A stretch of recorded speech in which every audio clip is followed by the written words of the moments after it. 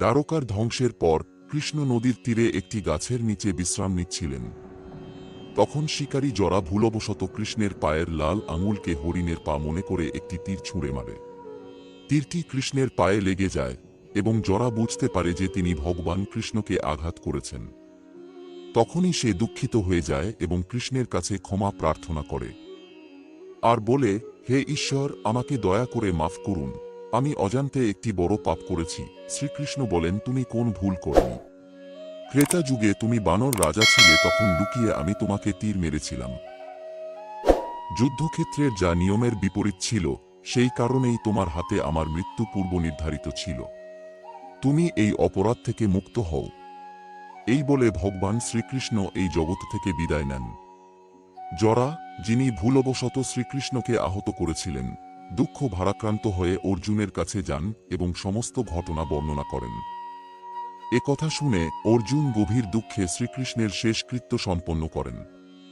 শ্রীকৃষ্ণের দেহের জীবন্ত ও ঐশ্বরিক হৃদয় ছাড়া বাকি সব ছাই হয়ে যায়। অর্জুন সেই হৃদয়টিকে একটি কাঠের মঞ্চে স্থাপন করে নদীতে ভাসিয়ে দেন। এরপর বলা হয় যে রাজা ইন্দ্রদ্যুম্ন নামে এক রাজা বিষ্ণু ভগবানের ভীষণ ভক্ত ছিলেন। তাকে একবার দর্শন পাওয়ার জন্য ব্যাকুল হয়েছিলেন। সেই সময় তিনি ভগবান বিষ্ণুর স্বপ্নাদেশ পান, যেখানে তাকে জানানো হয় যে পুরীর সমুদ্র তীরে একটি বিশেষ কাঠের গুঁড়ি ভেসে আসবে, যা থেকে দেবতার মূর্তি তৈরি করতে হবে।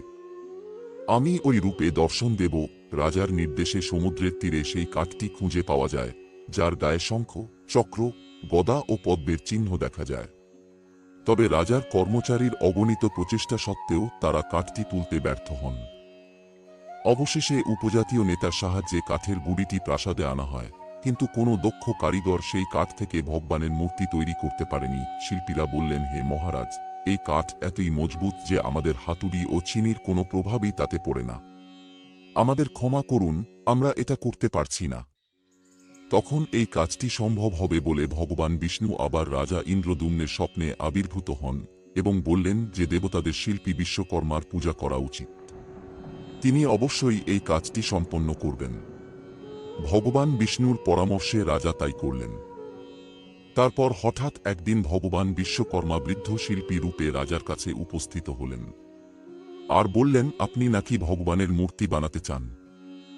রাজা ইন্দ্রদ্যুম্ন বৃদ্ধা রূপে আবির্ভূত বিশ্বকর্মার কথায় সম্মতি দিয়ে বললেন, হ্যাঁ, আমরা অনেক চেষ্টার পরেও সফল হতে পারিনি। আপনি কি আমাদের সাহায্য করতে পারবেন? বিশ্বকর্মা তখন বললেন, আমি এই কাজটি করতে পারব, কিন্তু একটি শর্ত আছে। আপনি আমাকে একটি নির্দিষ্ট সময়ের জন্য একটি বন্ধ ঘরে কাজ করতে দেবেন এবং এই সময়ের মধ্যে কেউ আমার ঘরের দরজা খুলবে না। যদি কেউ দরজা খোলে, তাহলে আমি কাজ অসম্পূর্ণ রেখে চলে যাব। রাজা ইন্দ্রদ্যুম্ন সম্মতি দিয়ে বিশ্বকর্মাকে একটি বন্ধ ঘরে কাজ শুরু করার ব্যবস্থা করলেন। কয়েকদিন পেরিয়ে গেল, কিন্তু ভিতর থেকে কোনো শব্দ আসছিল না। তখন রাজা এবং তার সঙ্গীরা ধৈর্য হারিয়ে ফেললেন এবং দরজার কাছে গিয়ে দেখার সিদ্ধান্ত নিলেন।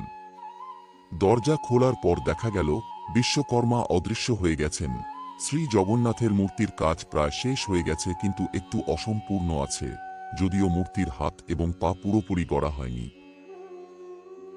তারপর যখন রাজা ইন্দ্রদ্যুম্ন সেই অর্ধনির্মিত মূর্তির কাছে যান, তখন তিনি ভগবান শ্রীকৃষ্ণের হৃদয় স্পন্দন অনুভব করেন এবং বুঝতে পারেন শ্রীকৃষ্ণের হৃদয় মূর্তির মধ্যে বিদ্যমান আছে।